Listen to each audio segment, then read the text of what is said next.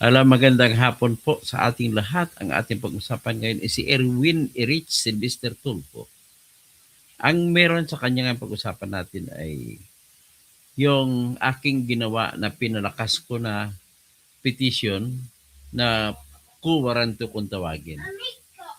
At yung pong petition ko po ay pinalakas ko sapagkat napwersa po ako. Napwersa ako dahil yung aking unang petition na binigay ay binasura ng Senate Electoral Tribunal. So kung binasura nila, ang rason na binigay ng Senate Electoral Tribunal ay ang wala daw sufficiency in form. So, anong ibig sabihin ng walang sufficiency in form? Pag tinignan mo yung listahan ng procedure ng Senate Electoral Tribunal Rules of Procedure, lalagay po na walang sufficiency in form, number one, kung hindi ako nagbayad ng filing fee. Ngayon, may nagbayad naman ako ng filing fee na 60,000 pesos. So, walang problema sa filing fee ko. Pangalawa ay kung wala akong legal standing, kung hindi ako pwede magsampa ng kaso sa kanya.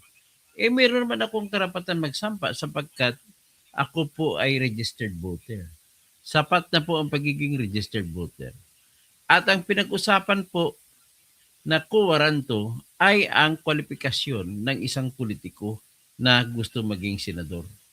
At nakalagay po yan sa Section 3, Article 6 ng ating Constitution na walang sinuman ang maaaring uupo bilang senador kung una, hindi siya 35 years old. Number 2, kung siya ay hindi natural born Filipino. So, diyan tayo. Marami pang ibang qualification na hinahanap, pero yan lang muna pag-usapan natin.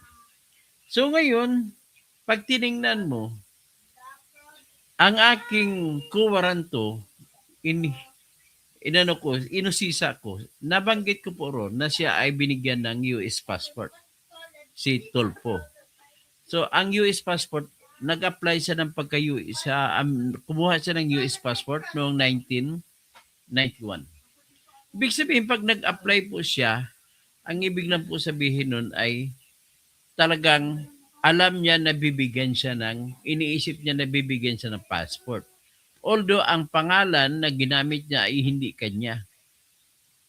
At ang katotohanan pa, nag-imbento siya ng Certificate of Live Birth. Ang Certificate of Live Birth niya nakalagay doon ay pinakilala niya sarili niya na siya ay si Erich Sylvester Tulfo.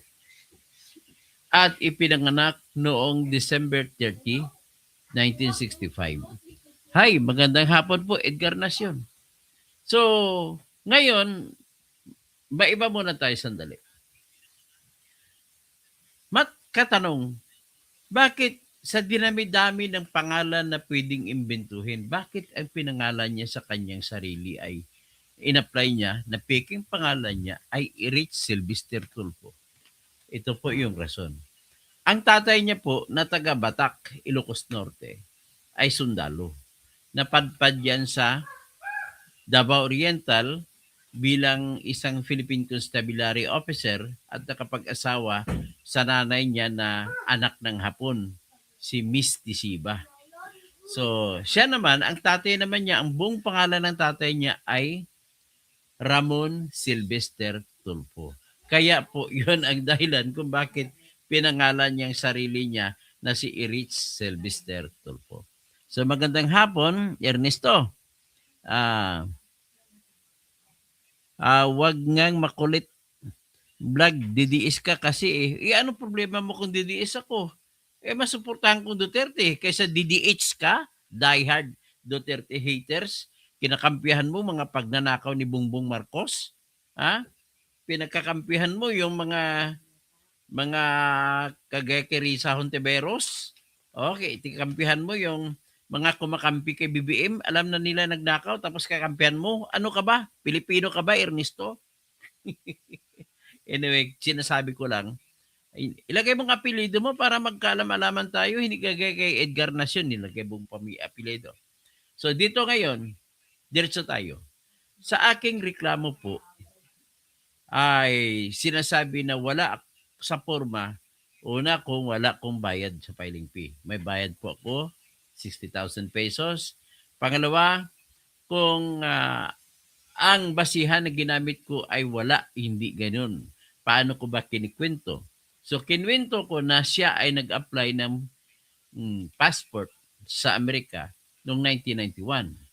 At nag-apply ulit siya noong 2001. Pangalawa, renewal yon. Nag-apply ulit siya noong 2011. Pangatlo, renewal yon. 10 taon yan ha. Nag-apply ulit siya ng pang-apat na passport noong August 2021. So, more 30 years siya naghawak ng US passport. Although hindi sa pangalan ng Erwin Tisiba Tulfo, kundi sa pangalan ng Erich Sylvester Tulfo. So ang tanong ngayon, dahil lang ba sa paghawak ng passport, pwede na ba natin sabihin siya na Amerikano siya? Yan ang mga tanong. Siguro, inanalyze ko, maaring sa ganitong sitwasyon ay hindi tinanggap ng Senate Electoral Tribunal ang aking argumento kasi nga, ang katotohanan, hindi naman si Erich Sylvester Tulfo nag-apply ng tinatawag na citizenship sa Amerika. Kung hindi, ang totoong nangyari, nameke siya. Pinalabas niya na Amerikano siya na hindi naman siya Amerikano. Sa pamamagitan ng pag-imbento, inimbento niya lang sa totoo lang ang kanyang birth certificate na ang pangalan ay Erich Sylvester Tulfo. So, sa mata ng Amerika, nagkasala po siya sa tinatawag na falsification. Pamimiki sa mga dokumento. Biro mo, passport pa. At dahil din dyan, actually, hindi na ginamit niya rin ng birth certificate na peke, nag-apply din siya ng pagiging sundalo. Mabuti na lang, hindi siya tinamaan ng bala. Na ipadala siya doon sa First Iraq War, no? Sa 1991 na gera. Pinadala siya doon. Buti na lang hindi siya tinamaan ng bala. Siguro kaya hindi siya tinamaan ng bala, siguro ginawa siyang tagaluto ng pagkain, nandun sa kusina, wala siya sa gera.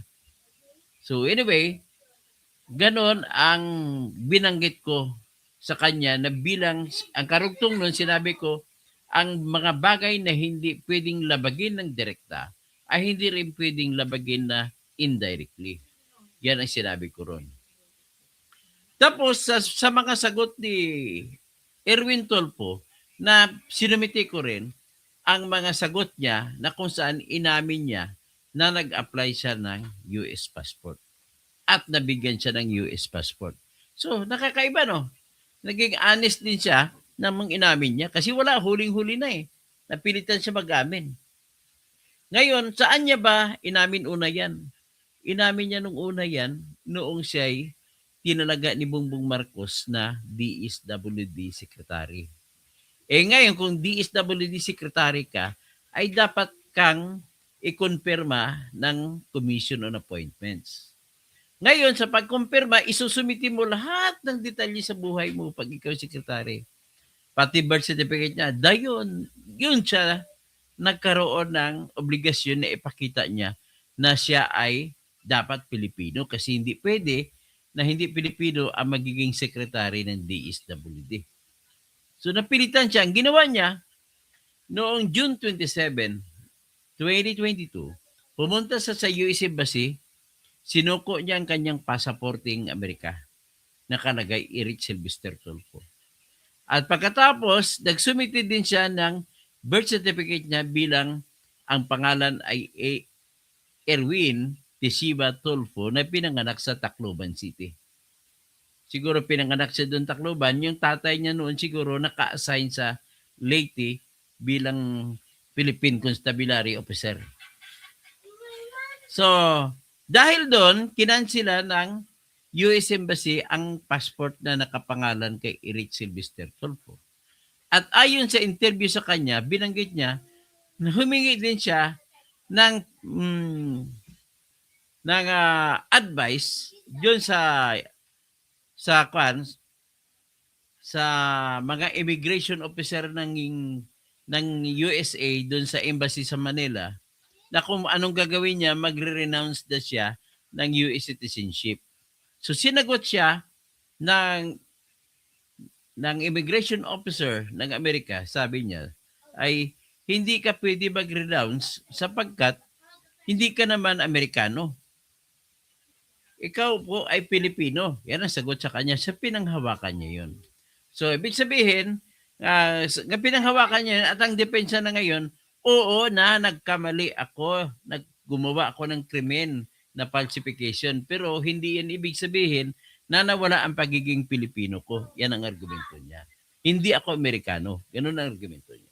So, nakita ko yung mga punto na yan na maaring iyon ang dahilan kung bakit binasura ang aking reklamong kuwaranto. So, napilitan ako ngayon mag-isip ng malalim. So, ang ginawa ko sa ngayon, pinalaliman ko na ngayon ang aking statement.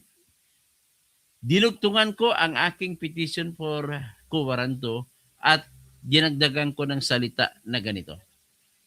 Totoo, hindi ikaw si Eric Sylvester Tulfo. Totoo, ang pangalan mo ay Erwin Tisiba Tulfo. Totoo na hindi nag-apply ng citizenship ng Amerika si Erwin Tulfo. At kung meron man si Erich Sylvester Tulfo naman, nagpanggap lang siya na Amerikano. Yan ang pangyayari. Ngayon, totoo rin, inamin niya rin na nanumpa siya, pumasok siya sa US Army.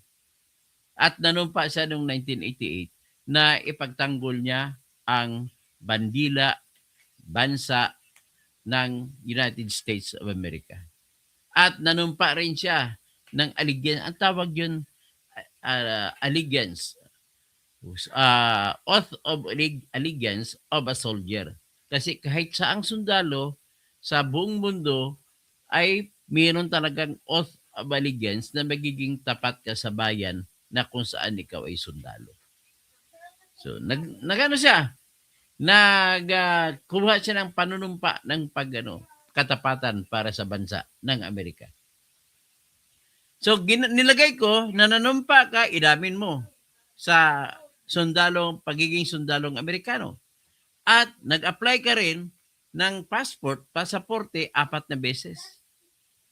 So, sinabi ko, yung itong ginawa mo ay at least yung mayroon nakalagay sa Constitution natin, Article 4, Section 5, na nagsasabi, dual allegiance is inimical to the country. At yung mayroon ding batas na nakalagay sa Omnibus Election Code na isa sa pagtanggal na hindi ka pwede ma-elect o mahalal ay yung disloyalty to the Republic. So nilagay kong disloyalty to the Republic ang kanyang panunumpa at ang kanyang pag-apply ng pasaporte. So ganun, na-create ko na ngayon ang idea na dahil gumawa ka ng mga kasalanan ganun, kailangan mo pa rin na mag-renounce para klaro. I-renounce mo ang pagiging Amerikano mo kung ikaw ay naging Amerikano. Dahil yan lamang po ang paraan para yung dating mga dual citizen ay pwedeng magpahalal sa Pilipinas. Dual citizen ng Japan at Pilipinas, kailangan gagawa siya ng sinumpaang salaysay na inaayawan niya na ang pagiging citizen ng ibang bansa at gusto niya maging citizen ng Pilipinas. Yan po ang tinatag na renunciation. At kung ma-renounce mo na, iparehistro mo yan sa embassy kung saang bansa ka ay dating citizen. At iparehistro mo rin yan sa bayan o syudad o lungsod kung saan ka ipinanganak na nandoon ang iyong birth certificate. Ganun lang ako kasimple yan. Kay Erwin Tulfo, hindi niya ginawa. Wala siyang renunciation na ginawa. At ang kanyang dahil dyan, ay kailangan ay ikonsidera siya na wala siyang citizenship. Hindi ko sasabihin kahit hindi ka na Amerikano, pero dahil sinauli mo yung passport mo, pero hindi ka ba na rin Filipino citizen. Hindi mo pa nabawi ang Philippine citizenship mo. Nang dahil sa ginawa mo na panunumpa sa allegiance o katapatan bilang sundalo ng Amerika. Yan ang dinagdag ko na argumento. So bilang hindi Pilipino, hindi ka pwedeng magiging senador. Kita mo? Sa tingin ko, more sensible talaga ang argumento ng ganon. So, naka-statement na. So, klarong-klaro na statement. So, hiningi ko sa Senate Electoral Tribunal na ikonsidera ang aking pagdagdag ng reklamo at tatanggapin bilang isang sapat na petisyon para magtumuloy ang kaso ko na kuwaranto laban kay Erwin Tulfo. So, ngayon, pag tumuloy yan, sinisiguro ko po na mananaig na tayo dyan. At kung mananaig tayo, sinisiguro ko na si Tulfo ay matatanggal bilang senador. At dinugtong ko pa pala, sinabi ko na siya ay nanalo sa halalan dahil popular siya at siya ay nanumpa bilang senador at siya ay tinanggap niya ang opisina at hanggang ngayon siya ay senador at matatapos ang kanyang termino hanggang 2032. So yan ang sinabi ko. Ibig sabihin, nakompleto na. Ngayon kung kompleto na, kahit hindi ko natitingnan yung ibang mga dahilan na nilagay ko. But then, yung disloyalty to the Republic ay nilagay ko pa rin ulit. Hiwalay na dahilan. Dahil siya nanumpa sa pagiging pagiging sundalo ng Amerika. Yan po ang aking ginawa. So, the others are marami akong mga siguro ipakita ko siguro yung aking ginawa. Basahin natin sandali.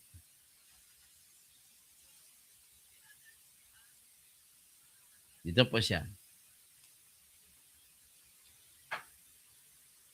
So, yan ang aking bagong ginawa. So, ang case number ko, set case number 00125. Kasi kauna-unahan kaso. At kaisa-isa lang. So, amended petition for quo warranto versus Senator Erwin Tesiba Tulfo. Sabi ko, the petitioner, ako yun, by himself files this petition for quo warranto against Erwin Tesiba Tulfo, Erich Sylvester Tulfo, Erich Sylvester Tulfo, who was proclaimed as a winner in the 2025 senatorial elections, who took his oath to serve as a senator for the term 2025 to 2032 and entered the same office in the afternoon of June 30, 2025. So sinabi ko, jurisdiction. May jurisdiction ang Senate Electoral Tribunal. Yan, nilagay ko dyan. Siguro hindi na kailangan pa i-kwan yan. Pero dinugtong ko, naniguro ako, sinabi ko to, being an American citizenship, since in this case, the personal circumstances of the respondent suggest that he may be disqualified on the ground of his being an American citizen since the time he filed his certificate of candidacy and until today. Disloyalty to the Republic of the Philippines because he applied for a United States of America passport 4 times, joined the U.S. Army where he must swear allegiance to the USA and defend to death and stay there in the USA as a resident by virtue of the U.S. passport issued to him. So the grounds being raised by the petitioner against the respondent as basis for quo warranto are summarized. Number 1, disloyalty to the Republic of the Philippines or allegiance to the USA while at the same time being an American citizen at the time and a non-Filipino citizen because he had applied for a U.S. passport 4 times using the same certificate of live birth of Erich Sylvester Tulfo as a citizen and enjoyed all the benefits as a U.S. citizen, political dynasty, and violation of Section 1, Rule 11, lack of academic qualifications. Yan. So, sa mga statement of material facts ko nilagay ko, Erwin Teshiba Tolpo, also known as Erich Sylvester Tolpo, in his United States passport, was proclaimed as a winning candidate for senator in the 2025 national election. Tolpo took his oath of office and entered upon the duties of senator on June 30, 2025, thereby placing him under the jurisdiction of the Senate Electoral Tribunal, pursuant to Article 6, Section 17 of the 1987 Constitution and Rule 18 of the set rules. Respondent's personal history establishes acts constituting allegiance to a foreign state, fortifying or solidifying his American citizenship. In 1988, Respondent Tolpo joined the U.S. Army, where he swore allegiance to defend the Constitution of the United States as follows. I, Erich Sylvester Tolpo, do solemnly swear that I will support and defend the Constitution of the United States against all enemies, foreign and domestic, that I will bear true faith and allegiance to the same, and that I will obey the orders of the President of the United States and the orders of the officers appointed over me, according to regulations and the Uniform Code of Military Justice. So help me God. In 1981, Respondent Tulfo applied for a U.S. passport under the name Erich Sylvester Tulfo. He was issued a U.S. passport based on the certificate of live birth in the name of Erich Sylvester Tulfo. In 2001, the respondent again applied for renewal and was issued a new U.S. passport under the same name. In 2011, the respondent again applied for renewal and was issued a new U.S. passport for the third time. In 2021, Erwin Teshiba Tulfo alias Erich Sylvester Tulfo was issued another U.S. passport, what would turn out his last renewal. Tapos, paragraph 19. One proof for the above stated facts is this answer memorandum filed by the respondent through his lawyer in the petition for disqualification filed by the petitioner at the Commission on Elections. A copy of this answer memorandum is attached here to as Annex A. Paragraph 21. In paragraph 50 of the answer memorandum, Tolpo admitted having been issued the U.S. passport in the name of Erich Sylvester Tolpo and that he surrendered the same to the U.S. Embassy in Manila and that the embassy revoked the same U.S. passport. Number 22. He also stated in the same paragraph 50 that he received a letter from the U.S. Embassy dated October 11, 2022, which is Exhibit C of this petition. Of this petition. A screenshot of the memorandum, paragraph 50, ito na screenshot. Pinakita ko na. Tapos, number 24. It is noted that Tolpo admitted he was issued with the American passport in the name of Erich Sylvester Tolpo, but qualified that the same did not make him a U.S. citizen by relying on the same October 11, 2022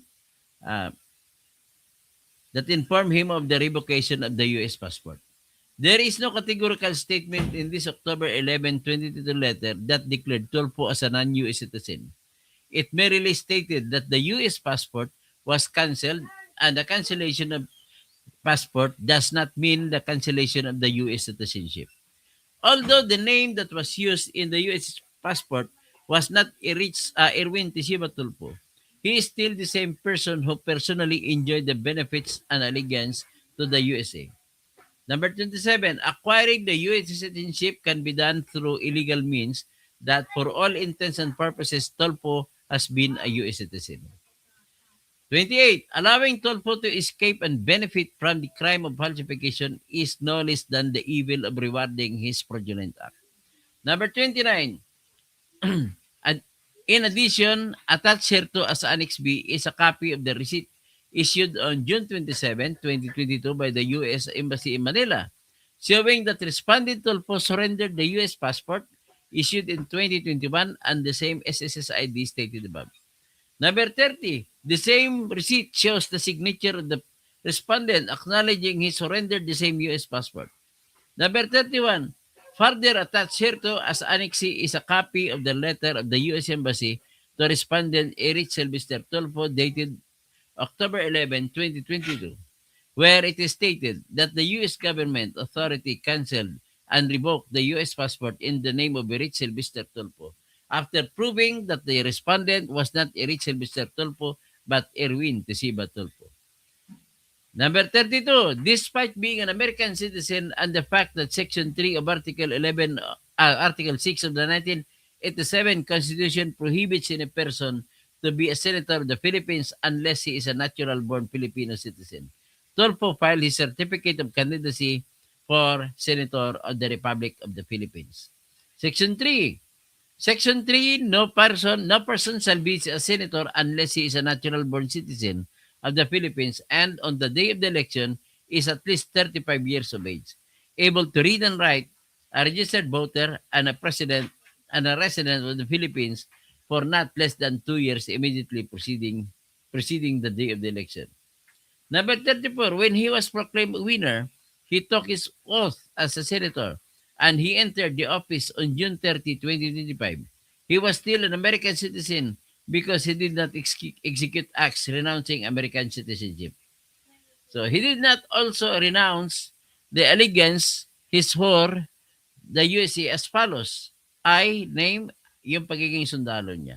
Tapos number 36, in his certificate of candidacy for senator that he filed in October 2024, he never declared his American citizenship and that he swore allegiance to the U.S. Constitution against all enemies, foreign and domestic, and that he bear true faith and allegiance to the name, and to the same, and obey the orders of the President of the United States and orders of the officers appointed over him.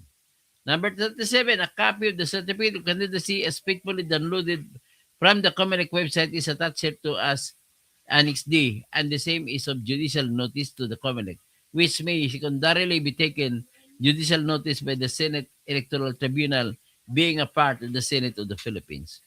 Number 38, the main cause of action for this petition for quo warranto is that respondent Erich or Sylvester Tulfo is a citizen of the United States of America and is not a Filipino, and his allegiance to the USA or disloyalty to the Republic of the Philippines. Number 39, he cannot also be considered as a dual citizen who renounces U.S. citizenship because he never applied for the reacquisition of the Filipino citizenship under the Republic Act 9225. But Erwin is cheating the Filipino because he also claimed he did not renounce his U.S. citizenship, as he claimed he was not considered a U.S. citizen by the U.S. Embassy officials when he surrendered his U.S. passport and he had been using the name Erich Sylvester Tulfo. Itong pag-amin po ay ginawa niya ito sa mga interview sa kanya ni Anthony Taberna. So ito yung pinakita ko.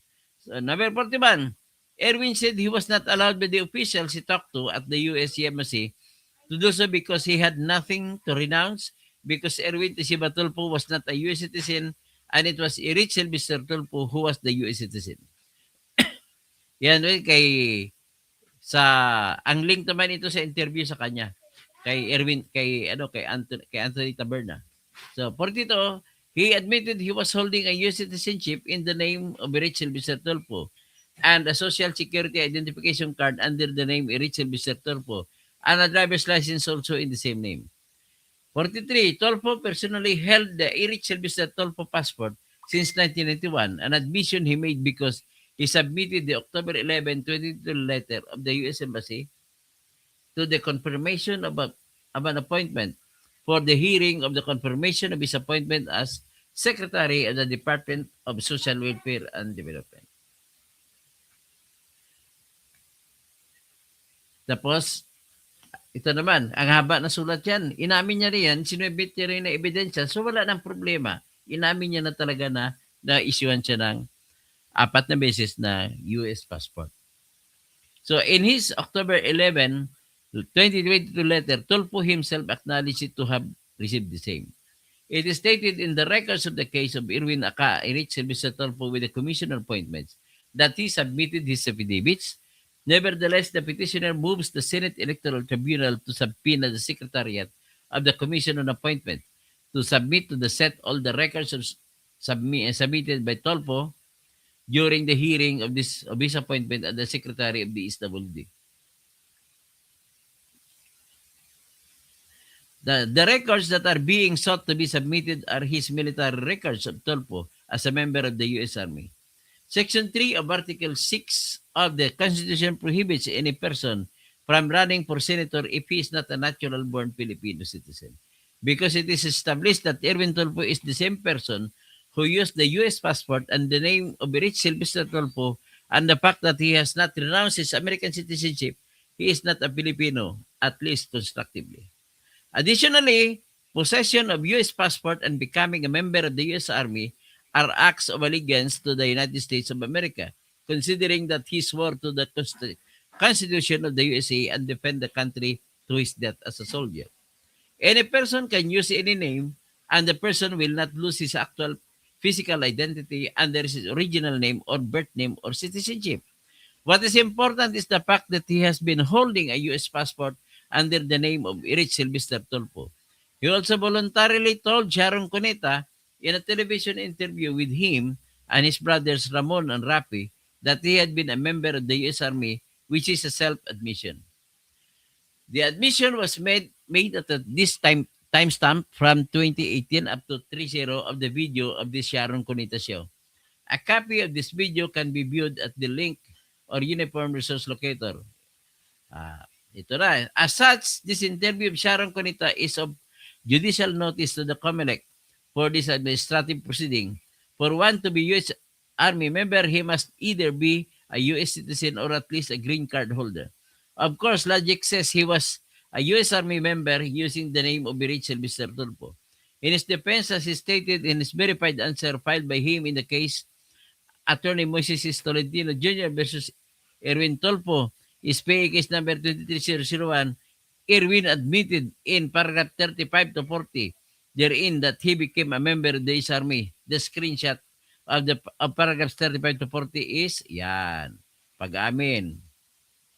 Tapos a copy of the verified answer of Tulfo in SPA case number 23001 is attached here to as Annex E.